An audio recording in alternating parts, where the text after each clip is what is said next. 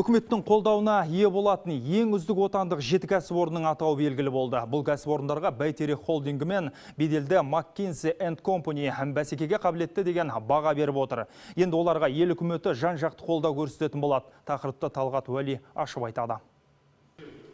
Әубаста ұлттық чемпиондар атағына лайық деген 28 кәсіпорын іріктеліп алынған. Енді олардың ішінен 7-еуі таңдалды. Атап айтсақ, RG Brands, Eurasian Foods Corporation, Агроөнім, Баян-сұлу, Масладел, Алина және Алагиум Group үздіктер қатарында. Бұл біздің экспорт Қазақстанның экспортын әлеуетін 1% арттыратын болады.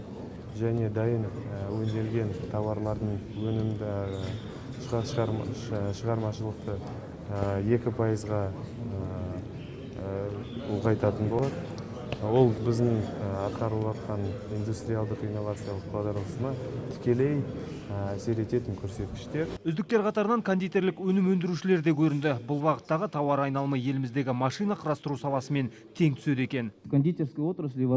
Кондитерлік өнімдер нарығы шынымен алып нарық. Ол тек Қазақстанның өзінде 8 миллион ақш долларын құрайды. Оның 420 миллионы импорттық түсімдер. Экспорттық әлеуетімізде қауқарлы. Өйткені кей мемлекеттерде кондитерлік өнімдер мүлдем өндірілмейді. Әлемдік деңгейде өзге компаниялармен деңгейлес бәсекелестік танытқан бұл компаниялар Бәйтерек холдингі мен үкіметтің қаржылай қолдауына ие болады. Мемлекет оларға шамамен 171 миллиард теңге көлемде қаржылай қолдау көрсетпек. Талғат Уәли, Жаслан Шакенов, қорытынды жаңалықтар.